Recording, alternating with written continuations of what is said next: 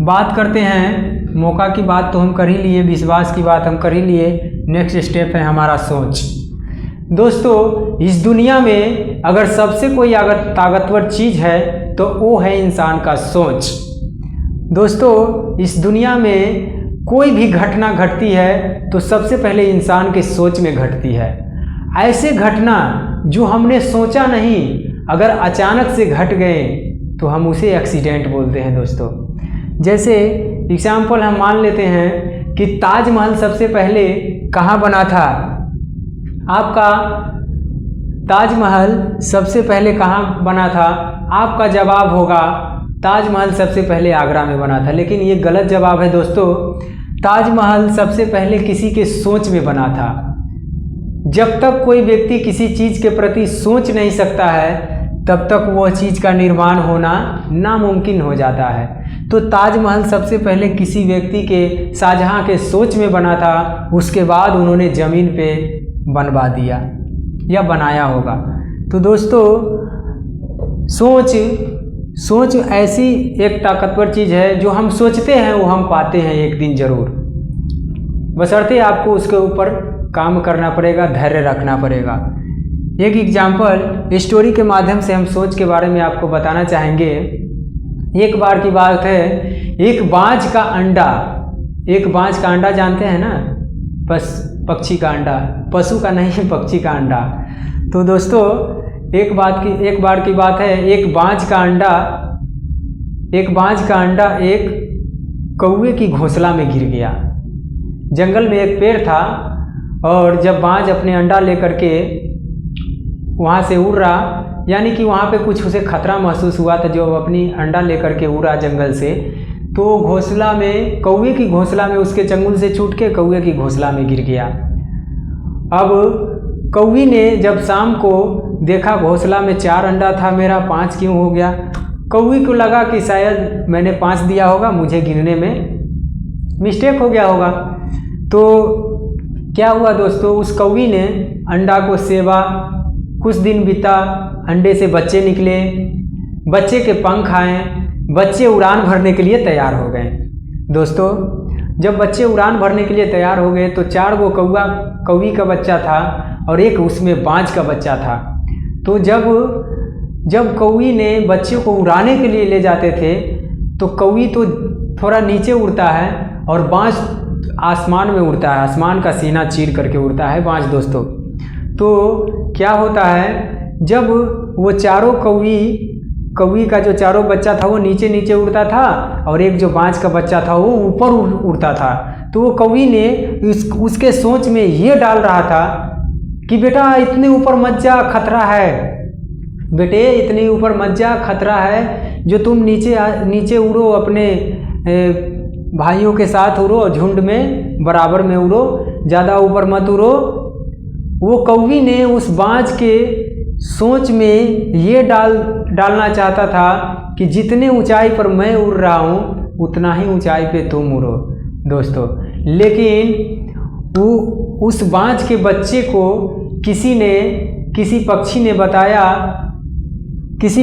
बताया, कोई बाज ही बताया। फिर जैसे वो ज़मीन पे उतरा तो कोई बाज ने उस बच्चे को बताया, तुम बाज हो, तुम आसमान का सीना चीर सकते हो और आसमान में उड़ो, तुम कौवी की तरह आधे अधूरे जगह पे मत उड़ो, आसमान में उड़ सकते हो। दोस्तों, सोच आपकी सबसे ताकतवर चीज़ होती है। दोस्तों, सोच, आप जितना बड़ा सोचेंगे उतना ही बड़ा पाएंगे। इतना सोचिएगा इतना मिलेगा, इतना सोचिएगा इतना मिलेगा, और जब सोचवे नहीं कीजिएगा तो क्या मिलेगा? कुछ नहीं मिलेगा। चलिए दोस्तों, हम अगला पॉइंट पे बात करते हैं, पैरामीटर। पैरामीटर दोस्तों वो होता है जो हमारे सोचने और समझने की क्षमता को बांध देता है। जो हमारे सोचने और समझने की क्षमता को बांध देता है उसे हम पैरामीटर कहते हैं। एग्जाम्पल, जैसे कि एक बार की बात है, एक किसान होता है और वो किसान हाथी का बच्चा लेकर के आता है जंगल से और उसका पालन पोषण करता है और उसके पैर में उसके पाँव में एक रस्सी बांध देता है और खूंटा ज़मीन में ठोक देता है और उस हाथी के बच्चे को खाना देता है, चारा देता है खाने के लिए। उछल कूद करके खूब खाता है और रस्सी से चाहता है कि हाथी का बच्चा की रस्सी तोड़ करके हम उछल कूद करें। फिर वह हाथी के बच्चा से बचपन में रस्सी को बहुत प्रयास करता है तोड़ने के लिए हाथी का बच्चा, लेकिन रस्सी को नहीं तोड़ पाता है। तो वो किसान उस हाथी के सोच में ये डाल दिया कि ज़िंदगी भर तुम्हें रस्सी से बंधे रहना है और चारा खाना है। और वो हाथी क्या करता था, वो रस्सी से बंधे रहता था, चारा खाता था, भूख मिटाता था, कहानी ख़त्म, कोई दिक्कत ना। जब वो हाथी बहुत बड़ा विशाल हो गया, बड़ा हो गया, तब उन्होंने एक दिन ऐसा दिमाग लगाया कि सोचा, खाना खा रहा था, सोचा कि आज मैं ये रस्सी को तोड़ूं। फिर उसका माइंड में ऐसा बात आया दोस्तों कि उन्होंने सोचा कि जब मैं इस रस्सी को बचपन में नहीं तोड़ पाया तो अब क्या टूटेगा ये रस्सी। तो किसान ने उसके पैरामीटर को बांध दिया था दोस्तों। किसान ने उसके पैरामीटर को बांध दिया था, उसके दिमाग में ये डाल दिया था कि तुमको ज़िंदगी भर इस रस्सी में बंधे रहना है और सिर्फ चारा खाना है। तो दोस्तों सेम उसी तरह से हम लोगों का पैरामीटर को कोई बांध दिया है या बंधा हुआ है, तो ये पैरामीटर को खोल लीजिए दोस्तों। और ज़िंदगी में कामयाब होना चाहते हैं तो थोड़ा इधर ध्यान दे दीजिए दोस्तों। चलिए आगे हम बात करते हैं पैरामीटर की। पैरामीटर का ही बात कर रहे हैं दोस्तों। आप एक एग्जाम्पल बताइए दोस्तों कि पक्षी तो बाज भी है, कौवा भी है, तोता भी है, सूगा भी है, ये सब पक्षी हैं, ये सब आसमान में उड़ते हैं। कबूतर हो गया, ये सब आसमान में उड़ते हैं, लेकिन मुर्गी भी तो एक पक्षी है। वो क्यों नहीं उड़ता है? क्योंकि जितने सारे पक्षी हैं वो अपने जो आसमान में उड़ रहे हैं, आसमान का सीना चीर रहे हैं, वो सारे अपने सोच में आज़ाद हैं। और मुर्गी जो है दोस्तों, उसका सोच बंधा हुआ है। उसको आज तक किसी ने सिखावे नहीं किया कि तुम भी उड़ सकते हो। पंख उसके पास भी है और पंख उसके पास भी है। तो मुर्गी ज़मीन पर रहता है और वो भी उड़ता है, लेकिन उतना नहीं उड़ पाता है जितना ऊंचाई पे और सारे पक्षी उड़ते हैं। तो दोस्तों मुर्गी का भी सोच बंधा हुआ है। चलिए दोस्तों आगे हम बात करते हैं नज़रिया के ऊपर। तो दोस्तों आपका नज़रिया बिल्कुल पॉजिटिव होना चाहिए। नज़रिया दो तरह के होते हैं, एक नेगेटिव और एक पॉजिटिव। तो दोस्तों अगर हम कोई अगर लड़का लड़की जा रहा है रोड पे, तो हम अगर पॉजिटिव नज़रिया से उसे देखें तो ये सोच सकते हैं दोस्तों कि हो सकता है कि भाई बहन जा रहा हो। अगर नेगेटिव नज़रिया से उसे ही हम देखेंगे तो आप तो जानते ही है कि आप नेगेटिव से देखेंगे तो यही सोच लेंगे कि ये लग रहा है कि इसका गर्लफ्रेंड है, इस लड़के का ये गर्लफ्रेंड लेकर के जा रहा है। तो इसलिए दोस्तों आपको इस बिजनेस में, डायरेक्ट सेलिंग इंडस्ट्री में कामयाब होने के लिए ये 5 स्टेप का होना बहुत ही ज़रूरी रहता है। चलिए दोस्तों हम आगे बात करते हैं नेक्स्ट टॉपिक पे। तो हमारा नेक्स्ट टॉपिक है जिस तरह इंसान के ज़िंदगी में 3 तरह के दौर होते हैं, बचपना, जवानी और बुढ़ापा। ठीक उसी तरह से इंडिया में या पूरे वर्ल्ड में कहीं भी कोई कंपनी आता है तो उसे 3 फेज से गुजरना पड़ता है। पहला फेज है दोस्तों यूनिशियल फेज, शुरुआती दौर, और फेमिसिटी फेज, प्रसिद्धि दौर, और कंपटीशन फेज यानी कि प्रतियोगिता दौर। दोस्तों हम बात करते हैं शुरुआती दौर की। दोस्तों आपको याद है वो दिन या जिस समय शुरू में गैस सिलेंडर आया था अपने भारत में, जिस समय शुरुआती दौर में गैस सिलेंडर आया था अपने भारत में, तो लोगों ने ऐसी अफवाह उठाए और बोले कि ये इतना बड़ा, इस पे खाना पकेगा क्या, ये तो बम का गोला है, सिलेंडर को देखिए दोस्तों, सिलेंडर से ना जाने अभी कितनी ऐसी सारी ज़रूरतें पूरा हो जाती है, लेकिन जब शुरुआती में गैस सिलेंडर आया था तो उसे लोगों ने कहा ये तो बम का गोला है, इतना वो छोटा फटाका फूटता है तो इतना आवाज़ देता है, ये फूटेगा तो कितना आवाज़ करेगा। तो लोग ऐसे भयभीत होते थे, डरते थे, और शुरुआती में गैस सिलेंडर को भी लोगों ने बम का गोला बोला। और किसी किसी ने व्यक्ति ने अपने घर में रखा और कोई ने नहीं रखा डर से दोस्तों। और उसके बाद जब कुछ दिन बीते तो गांव में लोगों ने बोला कि अरे फलाने के घर में तो है गैस सिलेंडर, कहाँ फट गया है अपने आप। तो फिर उसके देखने से वो रख लिया, फिर उसके देखने से वो रखने लगा, फिर उसके देखने से वो रखने लगा। ऐसे करते करते गैस सिलेंडर का, एलपीजी का कंपटीशन फेस आ गया दोस्तों। और जैसे ही कंपटीशन फेस आया है दोस्तों, आप भारत नहीं बल्कि पूरे वर्ल्ड के हर एक घर में एक गैस सिलेंडर जरूर देखते हैं दोस्तों। तो बाकी बात दोस्तों, हमें उम्मीद है कि आप इस चीज़ों को बेहतरीन तरीक़ा से समझ रहे होंगे। कोई भी चीज़ हो उसका 3 दौर से गुजरता है दोस्तों। शुरुआती दौर, प्रसिद्धि दौर, प्रतियोगिता दौर, ये 3 दौर से गुजरना पड़ता है दोस्तों, तभी जाकर के वो कंपनी, वो बिजनेस सक्सेसफुल बनता है। आप देखे होइएगा शुरू में जब चप्पल आया था तो लोग उसे पहनना नहीं पसंद करते थे दोस्तों। शुरुआती दौर में चप्पल आया था तो चप्पल बेचने वाले ने एक बोर्ड लगाया दुकान में जो बोला फ्री, डायरेक्ट फ्री कर दिया। फ्री कर दिया दोस्तों, चप्पल को पूरा फ्री कर दिया। और जो भी लोग उनके पास चप्पल लाने के लिए जाते थे दुकानदार के पास, तो बोर्ड पे लिखा हुआ था कि 1 चप्पल के साथ 2 चप्पल फ्री में देंगे। तो ये तो शुरुआती दौर में उन्होंने फ्री में बांटा। जैसे ही प्रसिद्धि दौर आया तो उन्होंने बोला कि अब सिर्फ 1 जोड़ी चप्पल देंगे। लोगों ने उसे पहना, कोई गया गांव में चप्पल पहन के और शीशे पे पाँव डाल करके देखा तो वो नहीं चुभ रहा था, और किसी ने खाली पाँव डालता था तो चुभता था ज़मीन पे। तो बोलता था कि भाई चप्पल पहनने का यही फ़ायदा है। सब आपस में बात करता था कि पैर में कुछ नहीं लग रहा है, कुछ नहीं चुभ रहा है।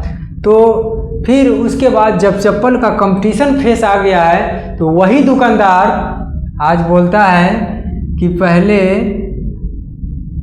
पहले 100 रुपया दो और फिर चप्पल लो।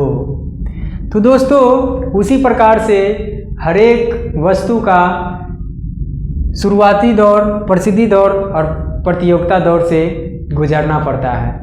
शुरुआती दौर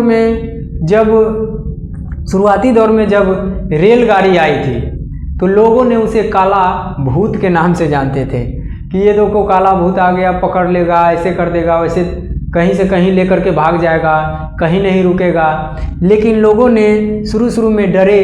कुछ लोग बैठे तो तुरंत गांव से, बिहार से मुंबई चले जाते थे, मुंबई से दिल्ली चले जाते थे, जापान चले जाते दोस्तों, तो कहीं से कहीं जाने में उसे सुविधा होती थी। जैसे ही अभी के दौर में दोस्तों जब कंपटीशन फेस आ गया है, वही ट्रेन, रेलगाड़ी का जिसको लोग काला भूत बोलते थे, आज उसका कंपटीशन फेस आ गया है दोस्तों।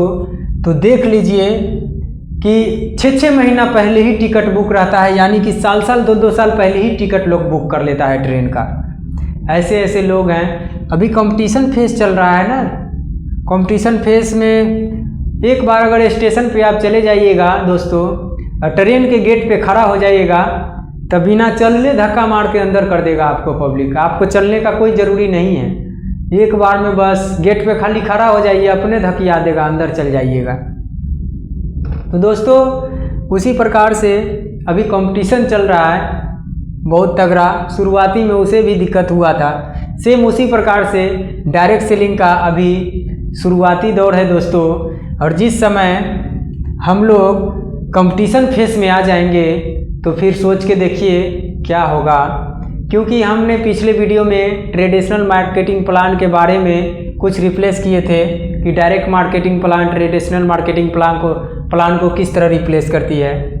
चलिए, अभी तो बहुत कुछ बाकी है, अभी तो शुरुआत है, अभी बहुत कुछ बाकी है दोस्तों। बाकी बात हम आगे कुछ बात करते हैं। तो दोस्तों, अगला हमारा टॉपिक है महंगाई का रेशियो। महंगाई का जो रेशियो है, तो दोस्तों हिस्ट्रिकल साइंस ने हर एक 20 साल में एक शून्य का बढ़ोतरी करते हुए उन्होंने बताया है कि जो व्यक्ति 1920 में 1 रुपया कमाते थे उसका लाइफ बहुत ही अच्छा था।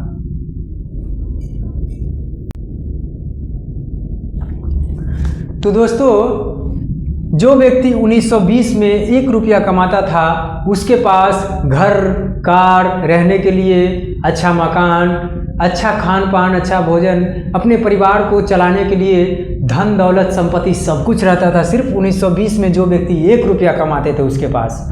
उसी तरह से 1920 में अगर 20 साल जोड़ेंगे तो 1940 हो जाएगा दोस्तों।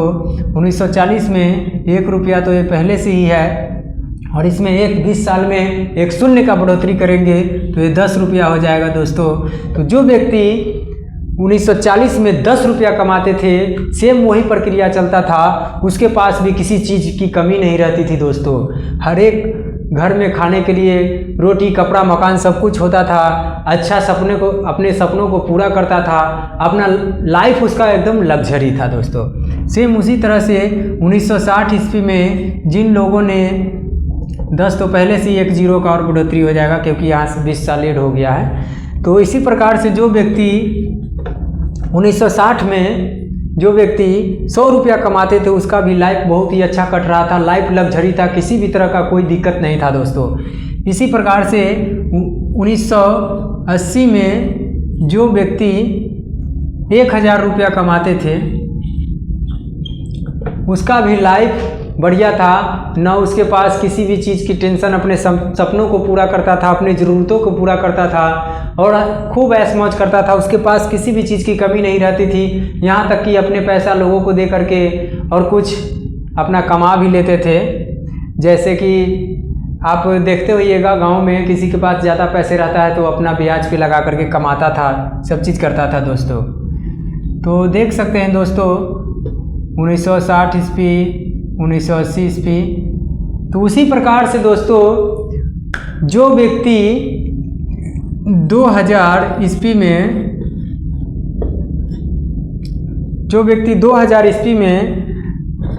1000 तो पहले से ही है, एक इस पर और शून्य आ जाएगा, 10,000 रुपया महीने का कमाते थे 2000 ईस्वी में, उसके घर में सब कुछ रहता था। अच्छा घर रहता था, कार, अपने सपनों को पूरा करता था। यानी कि अगर आप इस फॉर्मूले को समझ रहे होंगे तो आप सारी बात को आपको समझ में आ रहा होगा दोस्तों। उसी प्रकार से दोस्तों 2000 ईस्वी में जो व्यक्ति 10,000 रुपये कमा रहे थे उसका लाइफ अच्छा से कट रहा था। उसी तरह दोस्तों 20 साल और इसमें अगर ऐड कर देते हैं दोस्तों तो 2020 ईस्वी में जो व्यक्ति महीने का 1 लाख रुपया नहीं कमाएगा, 10,000 तो ये पहले से ही है, एक शून्य और बढ़ गया। उसी तरह दोस्तों जो व्यक्ति महीने का 2020 ईस्वी में महीने का 1 लाख रुपया नहीं कमाएगा दोस्तों, उसका लाइफ सही से चलने वाला नहीं है दोस्तों। देख रहे हैं महंगाई दिन प्रतिदिन बढ़ते जा रहा है। कोई भी सामान आप लाने जाइए तो पता नहीं क्या हो गया है, इतना महंगाई बढ़ते जा रहा है मार्केट में कि लोगों को अपनी ज़रूरतों को पूरा नहीं कर पा रहा है दोस्तों। जहाँ देखता है कोई सामान अच्छा है, खरीदना चाहता है तो पॉकेट पे नज़र पड़ता है कि पैसे कम है यार, कोई दूसरा सामान लेते हैं, कोई सस्ते पे चले जाते हैं, क्योंकि महंगाई बढ़ते ही जा रहा है। अगर आप अच्छा लाइफ जीना चाहते हैं दोस्तों तो आपको डायरेक्ट सेलिंग करना ही पड़ेगा। और डायरेक्ट सेलिंग में आप 1 लाख नहीं बल्कि इससे कई गुना ज़्यादा पैसे कमा सकते हैं दोस्तों, अगर आप डायरेक्ट सेलिंग करते हैं तो। और किन डायरेक्ट सेलिंग कंपनी में काम करना है दोस्तों, ये मैं आपको बताने वाला हूँ। तब तक आप ये एजुकेशन क्लास को लेते रहें और बारीकी तरीक़ा से सीखते रहें दोस्तों। चलिए हम नेक्स्ट टॉपिक पे बात करते हैं दोस्तों। हमारा नेक्स्ट टॉपिक है, तो दोस्तों जिस तरह महंगाई का रेशियो हमने पिछले टॉपिक में बताया, सेम उसी तरह से एक इंसान का रेशियो क्या होता है। तो दोस्तों 0 से 20 साल का मौका वो गवा देते हैं मौज मस्ती करने में। 0 से 20 साल मौज मस्ती में उड़ा लेते हैं दोस्तों। और 20 से 40 साल बैल की तरह जब उसे ज्ञान होता है, जब काम काज करने के लायक होता है, तो 20 से 40 साल बैल की तरह मेहनत करता है दोस्तों। 40 से 60 साल का जब होता है तो कुत्ते की तरह ज़िंदगी हो जाता है उसी इंसान का। सेम उसी प्रकार से जब 60 से 80 साल का हो जाता है तो उल्लू की तरह उसका ज़िंदगी हो जाता है, इधर उधर देखते रहता है दोस्तों। तो दोस्तों आप लोगों के पास एक अपॉर्चुनिटी है, इस अपॉर्चुनिटी को समझिए कि आपको कोई रास्ता है तो है direct selling business. Direct selling आपको करना ही पड़ेगा दोस्तों, जिसमें डायरेक्ट सेलिंग में करने से आपको ये फ़ायदा है कि इसमें time freedom, money freedom, social security, पैसे की आज़ादी, टाइम फ्रीडम समय की आज़ादी, मनी फ्रीडम पैसे की आज़ादी और सोशल सिक्योरिटी यानी कि आपके पास सिक्योरिटी रहेगा और आपका जान पहचान रहेगा, किसी भी तरह का कोई भी समस्या होने वाला नहीं है दोस्तों। नेक्स्ट टॉपिक है लेवरेज इनकम और लीनियर इनकम क्या होता है और रॉयल्टी इनकम क्या होता है। तो इनकम 3 प्रकार के होते हैं दोस्तों, जैसे कि मैं यहाँ पर लिख रहा हूँ इनकम 3 प्रकार के होते हैं। इनकम 3 प्रकार के होते हैं दोस्तों। एक होता है लीनियर इनकम, एक होता है लीनियर इनकम और एक होता है लेवरेज इनकम।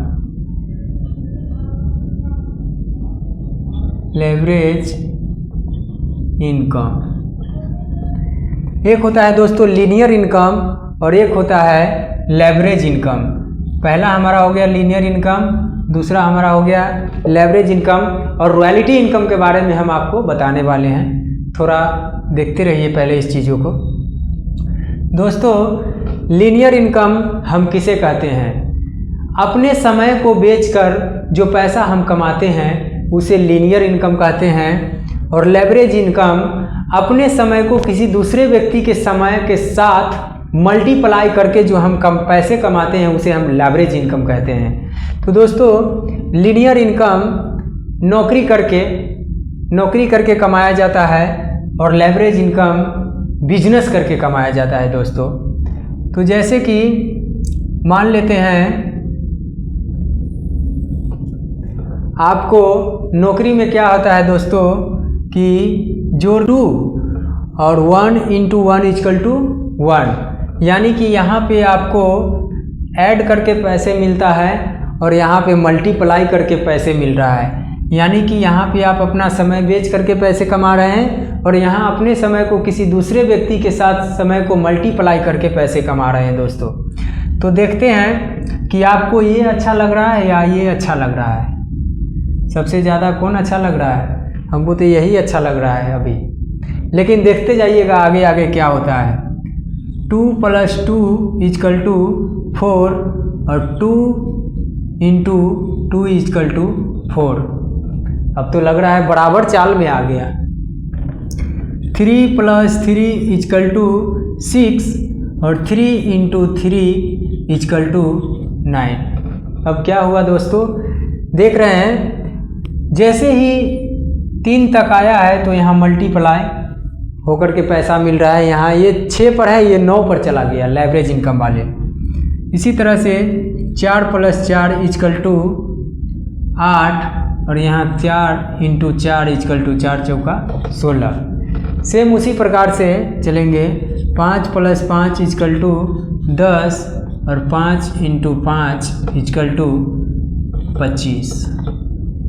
तो देख रहे हैं दोस्तों, ये है लेवरेज इनकम का पावर और ये है लीनियर इनकम का पावर। अब बात करते हैं, बात क्या करेंगे दोस्तों, और आप ये सोचिए कि आपको किस फील्ड में काम करना है, लीनियर इनकम में रहना है कि लेवरेज इनकम भी करना है। अगर आप लेवरेज इनकम करना चाहते हैं तो थोड़ा ध्यान दे दीजिए इधर भी। तो दोस्तों अब बात करते हैं रॉयल्टी इनकम के बारे में। Royalty income. आप साइंटिस्ट तो नहीं है दोस्तों, या वैज्ञानिक तो नहीं है, या सिंगर नहीं है जो आपको रॉयल्टी इनकम मिल सकता है। रॉयल्टी इनकम उन लोगों को मिलता है जो सिंगर होता है, सिंगर। रॉयल्टी इनकम 3 तरह के लोगों को मिलता है, जो सिंगर होता है, गाना गाता है, एक बार गाना गा दिया पैसा आएगा बार बार। जो राइटर होता है, एक बार कोई किताब लिख दिया पैसा आएगा बार बार, एक बार कोई कविता लिख दिया पैसा आएगा बार बार राइटर को। और तीसरा नंबर पर होता है वैज्ञानिक। तीसरा नंबर पर होता है वैज्ञानिक, यानी कि साइंटिस्ट, वैज्ञानिक। तो दोस्तों यही वो 3 लोग हैं जिनको रॉयल्टी इनकम मिलता है। जैसे कि सिंगर एक बार कोई गाना गा देता है तो उनको सदियों तक, जन्मों जन्मान तक वो नहीं भी रहते हैं। जैसे कि गुलशन कुमार एग्जाम्पल, गुलशन कुमार एक बार हनुमान चालीसा गा दिए और उनके पास पैसा बार बार जा रहा है। राइटर, जैसे कि हमारे बहुत सारे कवि ऐसे हैं जिन्होंने अपनी कविता बनाए, अपने प्रसंग लिखे और आज वो उनको रॉयल्टी इनकम मिल रहा है।